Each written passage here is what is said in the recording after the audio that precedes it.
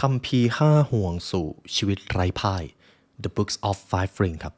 คุณผู้ฟังคุ้นชื่อคัมภีร์นี้ไหมครับนี่คือคัมภีร์ตำราพิชัยสงครามของอดีตซามูไรท่านหนึ่งครับมิยาโมโตะมุซาชิซามูไรท่านนี้คือคนที่รบ60 ครั้งแล้วไม่เคยแพ้ใครเลยชื่อท่านนี้ครับผมเชื่อว่าหลายท่านก็เคยได้ยินชื่อเสียงเรียงนามของซามูไรจากดินแดนอาทิตย์อุทัยกันแต่ผมว่าสิ่งที่มันน่าสนใจมากเลยคือคุณมิยาโมโตะมุซาชินะครับหลังจากที่ได้วางมือจากการประลองกับคู่ต่อสู้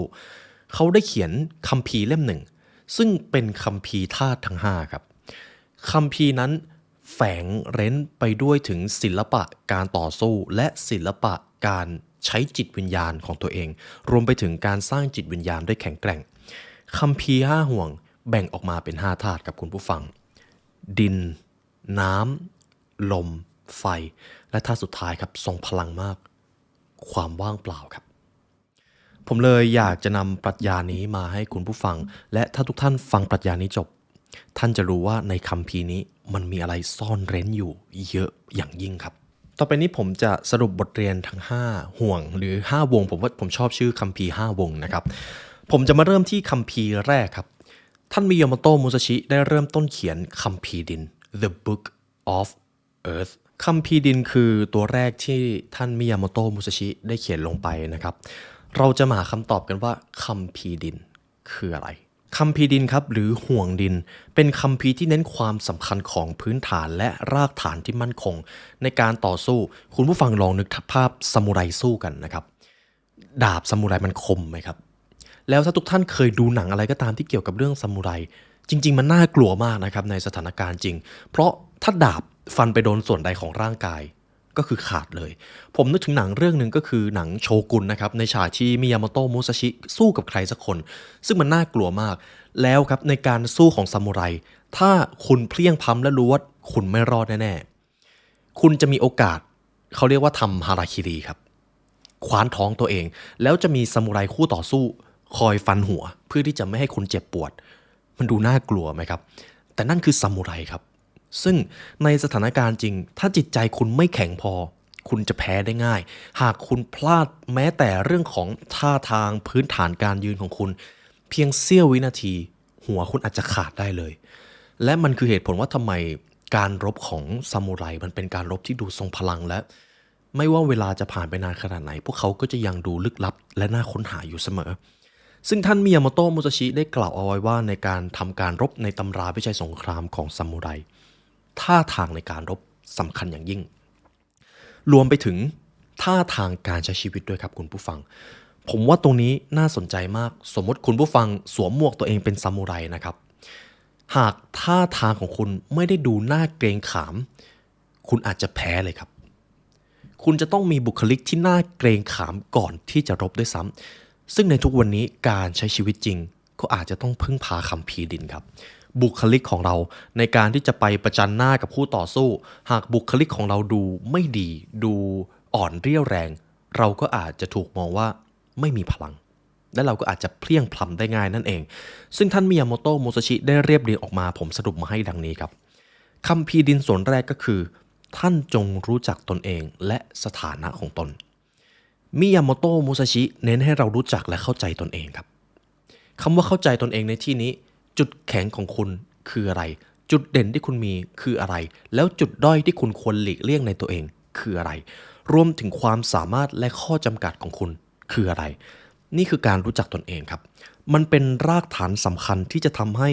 คนหรือซามูไรสามารถพัฒนาตนเองและก้าวไปข้างหน้าได้อย่างมั่นคงดังนั้นคัมภีร์ดินนะครับการที่จะทำให้วงแรกมันมั่นคงได้นั้นท่านต้องรู้จักตนเองเห็นไหมครับมันมีปรัชญาแฝงอยู่ 2. การตั้งเป้าหมายครับคัมภีร์ดินจะสอนให้เรามีเป้าหมายที่ชัดเจนและมุ่งมั่นในการบรรลุเป้าหมายการมีเป้าหมายทำให้ซามูไรมีทิศทางและแรงบันดาลใจในการพัฒนาและปรับปรุงฝีมือให้มากยิ่งขึ้นจะมีคำหนึ่งของภาษาซามูไรก็คือโชตันเซกิเรนครับฝึกฝนวันแล้ววันเล่าฝึกฝนข้ามวันข้ามคืนเพื่อที่จะเก่งขึ้นเชี่ยวชาญขึ้นชั่วโมงบินสูงขึ้นและเป็นซามูไรที่ไร้พ่ายมากขึ้นโชตันเซกิเรนครับนี่คือปรัชญาของพวกเขาจะมีเป้าหมายที่ชัดเจน 3. ฝึกฝนและเรียนรู้พื้นฐานให้ดีเสมอท่านมุซาชิครับคือในคัมภีร์5ห่วงจะมีบางส่วนจริงๆหลายส่วนเลยครับที่สอนในเรื่องของการเอาชนะคู่ต่อสู้ด้วยท่าทางด้วยกลยุทธ์ด้วยการวางแผนก่อนที่จะไปรบแต่สิ่งหนึ่งที่เขาจะบอกอย่างชัดเจนครับพื้นฐานต้องแน่นหากคุณไปเรียนซามูไรเรียนฟันดาบกับท่านมิยาโมโตะเขาจะให้คุณนะครับฟันท่าเดิมๆอยู่อย่างนั้นเป็น1,000-2,000 ครั้งอยู่อย่างนั้นครับจะไม่ได้มีเทคนิคหวือหวาจะไม่ได้มีความพิเศษอะไรเลยเพราะเมื่อคุณมีพื้นฐานแน่นไม่ว่าจะเป็นเรื่องอะไรนะครับเดี๋ยวความแอดวานซ์หรือวิธีการขั้นสูงมันจะตามมาเองเมื่อพื้นฐานแน่นครับอันนี้เป็นประสบการณ์หนึ่งที่ผมเองก็ได้เรียนตอนอยู่ในหน่วยรบพิเศษนะครับเป็นการใช้อาวุธเหมือนกันเลยแต่ไม่ได้ใช้ดาบนะครับใช้ปืนสิ่งที่ครูฝึกจะปลูกฝังให้กับข้าราชการที่อยู่ในหลักสูตรรบพิเศษนะครับผมจำได้เลยตอนฝึกท่าทางการใช้อาวุธตั้งแต่การยืนการวางเท้าการจับปืนศอกจะต้องเก็บหน้าจะต้องตรงปืนหันไปทางไหนหน้าก็จะต้องหันไปทางนั้นการเปลี่ยนแมกกาซีนการตรวจอาวุธคือคุณผู้ฟังครับใน1วันฝึกอยู่อย่างนั้นครับดึงปืนเข้าดึงปืนออกเปลี่ยนแมกกาซีนท่าทางฝึกเดิมๆเบื่อมากครับแต่พอพื้นฐานของผู้รับการฝึกแน่นความแอดวานซ์มันจะมาเองครับนี่คือประสบการณ์ตรงที่ผมได้ฝึกตอนอยู่ในหน่วยรบพิเศษนะครับเป็นอีกช่วงหนึ่งที่น่าจดจำมากและผมเข้าใจเรื่องนี้ดีเลยว่าไม่ว่าคุณผู้ฟังจะอยากเก่งในเรื่องใดก็ตามนะครับเบสิกครับพื้นฐานต้องมาก่อนความแอดวานซ์เสมอเท่านั้นเลยครับนี่คือคัมภีร์ดินข้อที่3นะครับ4ความมั่นคงและเสถียรภาพคัมภีร์ดินหรือวงแหวนแห่งดินเน้นความสำคัญของการสร้างความมั่นคงในชีวิตทั้งทางร่างกายและจิตใจครับในมุมมองหรือปรัชญาของมิยาโมโตะมุซาชิก็คือร่างกายต้องแข็งแรงแต่ในขณะเดียวกันอย่าลืมครับอย่าลืมที่จะฝึกฝนบรรลุสภาวะที่นิ่งสงบของจิตใจเพราะมันสำคัญมากหากคุณมีร่างกายที่แข็งแรงมีกลยุทธ์การรบที่เก่งกล้าแต่จิตใจของคุณมันไม่ได้รับการฝึกในยามที่จะต้องเจอความกดดันหรือคู่ต่อสู้ที่ดูน่ากลัวกว่าคุณจะแพนิคแล้วคุณก็จะแพ้เลยคุณไม่ได้แพ้เพราะเขาเก่งแต่คุณแพ้เพราะคุณตื่นตระหนกครับมันเลยเป็นเหตุผลที่ว่าทำไมในการทำการรบซามูไรเขาจะฝึกจิตใจของตัวเองโหดพอๆกับฝึกร่างกายเลยครับหลักๆก็คือเขานั่งสมาธิกันเป็นวันเป็นคืนเขาพยายามอยู่กับลมหายใจอยู่กับปัจจุบันซึ่งในทุกวันนี้มันอาจจะทำได้ยากมากเลยก็ได้แต่มันต้องฝึกครับต่อไปครับการปฏิบัติตามหลักการและธรรมชาติมุซาชิจะสอนให้ท่านปฏิบัติตามหลักการและเข้าใจถึงธรรมะหรือธรรมชาติของสิ่งต่างๆการเข้าใจและปฏิบัติตามธรรมชาติจะทำให้เรามีความสามารถในการปรับตัวและดำเนินชีวิตอย่างสอดคล้องกับสิ่งรอบตัวหากให้ผมแปลสิ่งนี้ก็คือในการทำการรบภูมิประเทศครับการดูธรรมชาติรอบตัวว่าพื้นที่นี้สถานที่ที่เราอยู่เอื้ออำนวยให้เราเอาชนะข้าศึกได้หรือไม่หากเรารู้สิ่งนี้เราจะไม่ประมาทกับการเลือกภูมิประเทศนั่นเองในการใช้ชีวิตเพื่อทำศึกก็ไม่ต่างกันครับสภาพแวดล้อมรอบตัวเอื้ออำนวยมากขนาดไหนไม่ว่าจะเก่งขนาดไหนแต่ถ้าสภาพแวดล้อมไม่เข้าใจธรรมชาติไม่รู้ที่มาที่ไปโอกาสแพ้มันก็เพิ่มขึ้นนั่นเองนี่คือคัมภีร์ดินครับคือวงแหวนแห่งดินผมอาจจะให้คุณผู้ฟังค่อยๆคิดตามปรัชญานะครับเพราะมันจะต้องตีความและนี่แหละครับคือเสน่ห์ของปรัชญาคัมภีร์ต่อไปครับหรือวงแหวนแห่งน้ำคัมภีร์น้ำคัมภีร์น้ำคืออะไรคุณผู้ฟังลองคิดถึงน้ำนะครับน้ำไหลจากที่สูงลงที่ต่ำน้ำไม่เคยยึดติดเมื่อมันเจออุปสรรคมันก็แค่เปลี่ยนรูปร่างนี่คือคำสอนจากปรัชญาเต๋าเต๋อจริงนะครับซึ่งผมเห็นเลยว่าน้ำคือไม่รู้ว่าจะเรียกว่าสิ่งมีชีวิตได้หรือเปล่าแต่มันคือสิ่งหนึ่งที่ทรงพลังมากมันสามารถให้ชีวิตก็ได้แต่ในขณะเดียวกันมันก็สามารถทำลายชีวิตได้เช่นกันในคัมภีร์พันธสัญญานะครับผมมีโอกาสได้เรียนรู้หากพูดถึงการอวสานของโลกสิ่งที่เบาที่สุดก็คือไฟไหม้แต่สิ่งที่หนักที่สุดคือน้ำท่วมครับนี่คือสิ่งที่ผมได้ศึกษามานะครับซึ่งน้ำมันเป็นอะไรที่ทรงพลังมากน้ำคือตัวแทนของการยืดหยุ่นและการปรับตัวครับในการทำการรบโดยเฉพาะอย่างยิ่งซามูไร เมื่อคนคนหนึ่งยึดติดกับกลยุทธ์เดิมๆไม่ปรับตัวไม่ปล่อยให้ตัวเองเรียนรู้ความเชี่ยวชาญใหม่ๆยังไงก็แพ้ครับเรื่องการไร้พ่ายแทบไม่ต้องพูดถึงเลยนี่คืออีกปรัชญาหนึ่งที่ท่านมิยาโมโตะมุซาชิแสวงหาเสมอการยืดหยุ่นและปรับตัวน้ำไหลผ่านอุปสรรคและปรับรูปตามภาชนะที่ใส่เช่นเดียวกับน้ำเราต้องมีความยืดหยุ่นและสามารถปรับตัวในทุกสถานการณ์ให้ได้ครับเราจะมาดูกันว่าคัมภีร์น้ำได้สอนอะไรไว้บ้างอย่างแรกครับการไหลไปตามธรรมชาติน้ำจะไหลไปตามธรรมชาติและเส้นทางที่ต้านทานน้อยที่สุดมุซาชิสอนสิ่งนี้ครับเราต้องปฏิบัติตามธรรมชาติและไม่ฝืนต่อต้านสภาพแวดล้อมหรือสถานการณ์เพราะยิ่งต้านก็จะยิ่งแพ้การยอมรับและการไหลไปตามธรรมชาติจะทำให้ท่านสามารถเผชิญกับสิ่งต่างๆได้อย่างสงบครับผมว่าข้อนี้สำคัญมากในยามที่เจออุปสรรคกับชีวิต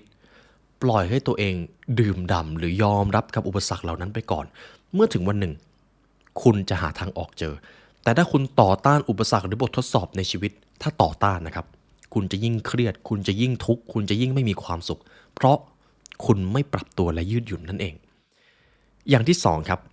น้ำก็เป็นตัวแทนของสติและความสงบในคัมภีร์น้ำครับน้ำสะท้อนถึงความสงบและความชัดเจนในการทำการรบของซามูไรความสงบสำคัญอย่างยิ่งครับสมมตินะครับคุณผู้ฟังเป็นซามูไรแล้วไปประจันหน้ากับคู่ต่อสู้แล้วสายตาคุณล็อกแลกมือของคุณสั่นเท้าของคุณเตรียมจะวิ่งหนีโอ้โหข้าศึกได้ใจเลยครับคุณเตรียมตัวขอขาดได้เลยอันนั้นในแบบฉบับซามูไรดังนั้นการมีสติและความสงบในใจจงเปรียบให้เหมือนดังน้ำครับในยามที่คุณผู้ฟังเจออุปสรรคเหล่านั้นอาจจะมาในรูปแบบของคนรูปแบบของเหตุการณ์หรืออะไรก็ตามสงบนิ่งครับสมมติคุณผู้ฟังจมน้ำยิ่งตะเกียกตะกายยิ่งแพนิคยิ่งจมแต่ถ้าค่อยๆลอยตัวค่อยๆปรับตัวไปตามผืนน้ำคุณจะลอยและคุณจะรอดนั่นเองต่อไปเรามาพูดถึงคัมภีร์ที่3ครับคัมภีร์แห่งไฟ The Book of Fire คัมภีร์ไฟหรือวงแหวนแห่งไฟคืออะไรไฟครับคุณผู้ฟังลองคิดภาพถึงไฟมันร้อนไฟมันพร้อมที่จะทำลายสิ่งที่เข้าไปอยู่ในนั้นแต่ในขณะเดียวกันไฟก็ให้ความอบอุ่นแต่ไฟก็เป็นอีกตัวแทนของความโกรธเกรี้ยวหรือความรวดเร็วเด็ดขาดนั่นเองมุซาชิท่านสอนว่าการต่อสู้และการดำเนินชีวิตบางครั้งก็ต้องใช้ความรุนแรงบ้างถ้ามันจำเป็นและเมื่อท่านจำเป็นต้องใช้จงทำให้ความตั้งใจแน่วแน่เหมือนเปลวไฟอย่าลังเลนั่นเองครับโอ้ข้อนี้ลึกซึ้งมากเราต้องมีความมั่นใจในการกระทำของเราและไม่กลัวที่จะเผชิญกับความยากลำบากหรือหายนะ ผมจะไล่เรียงไปทีละอย่างนะครับว่าคัมภีร์แห่งไฟได้สั่งสอนอะไรในปรัชญานี้บ้างจงมุ่งมั่นและกล้าตัดสินใจครับคัมภีร์ไฟเน้นความสำคัญของการตัดสินใจที่แน่วแน่และการมีความมุ่งมั่นในทุกการกระทำการมีความมั่นใจในเป้าหมายและการตัดสินใจที่เด็ดเดี่ยวจะทำให้คนหรือซามูไรก้าวหน้าไปได้อย่างมั่นคงอย่างที่สองในยามที่ต้องเผด็จศึกจงกระทำอย่างรวดเร็วและทำอย่างมีประสิทธิภาพครับท่านมิยาโมโตะกล่าวว่าการกระทำที่รวดเร็วและเด็ดขาดเป็นสิ่งสำคัญในการเผชิญกับสถานการณ์ต่างๆครับในยามที่ต้องตัดสินใจคิดให้เยอะแต่เมื่อต้องลงมือทำจงทำให้เร็วทำให้เด็ดขาดเหมือนตำราพิชัยสงครามของท่านซุนวูครับในยามที่ต้องทำศึกอย่ายืดเยื้อวางแผนมาให้ดีแล้วเผด็จศึกให้เร็วมิฉะนั้นทั้งสองฝ่ายจะมีแต่เสียกับเสียนั่นเองกับอีกข้อหนึ่งจงใช้พลังและความรุนแรงในยามจำเป็นครับบางครั้งมันก็หลีกเลี่ยงไม่ได้จริงๆครับโดยเฉพาะในยุคของซามูไรถ้าข้าศึกถือดาบมารอแล้วเรายังจะไม่สู้กลับยังไงเราก็ตายคัมภีร์ไฟเน้นว่าการใช้พลังและความรุนแรงเมื่อจำเป็นบางครั้งหลีกเลี่ยงไม่ได้ในบางสถานการณ์แต่การใช้พลังอย่างมีประสิทธิภาพและเหมาะสมจะทำให้ท่านสามารถเผชิญกับศัตรูและอุปสรรคได้อย่างเกิดผลครับต่อไปครับคุณผู้ฟังเรามาถึงคัมภีร์แห่งลม The Book of Wind คุณผู้ฟังลองคิดถึงลมครับสภาพของลมเป็นยังไงครับลมเคลื่อนที่ตลอดเวลาลมไม่เคยคงรูปลมเปลี่ยนแปลงตลอดแต่บางครั้งลมมันก็แรงจนสามารถพัดสิ่งใหญ่ๆให้ปลิวไปได้นี่คือลมคัมภีร์ลมเปรียบเสมือนการไม่หยุดเคลื่อนที่ครับหลักๆนะครับ และก็พร้อมที่จะเปลี่ยนแปลงรูปร่างเสมอและในบางครั้งก็พร้อมที่จะเดินทางอย่างรวดเร็วแต่ในขณะเดียวกันก็พร้อมค่อยๆเดินทางอย่างช้าๆห่วงลมสอนให้เราเข้าใจและเรียนรู้จากผู้อื่นให้เป็นในโลกนี้ไม่มีวิถีใดที่เป็นวิถีที่จริงแท้ทั้งสิ้นดังนั้นท่านจงเรียนรู้ในสิ่งที่แตกต่างจากวิชาของท่านด้วยเรามาดูกันว่าคัมภีร์ลมสอนสิ่งใดไปบ้างอย่างแรกจงศึกษาและเรียนรู้จากผู้อื่นเสมอไม่ว่าท่านจะอยู่ในช่วงเวลาใดท่านมุสชิสอนว่าเราควรศึกษาและเรียนรู้จากสไตล์หรือกลยุทธ์ของผู้อื่นครับไม่ว่าจะเป็นเพื่อนร่วมงานคู่แข่งหรือศัตรูศึกษาจุดแข็งของพวกเขาแล้วลองดูว่าเราพอจะเอาจุดแข็งของเขามาเป็นของเราได้บ้างหรือเปล่ามีอะไรที่เราพอจะเรียนรู้จากเขาได้บ้างหากคุณทำแบบนี้ได้ยังไงคุณก็ไม่ล่มจมเพราะคุณปรับตัวตามสถานการณ์ตลอดเวลาครับกับ2จงรู้จักจุดแข็งและจุดอ่อนของผู้อื่นและตัวเองครับคัมภีร์ลมสอนให้เรา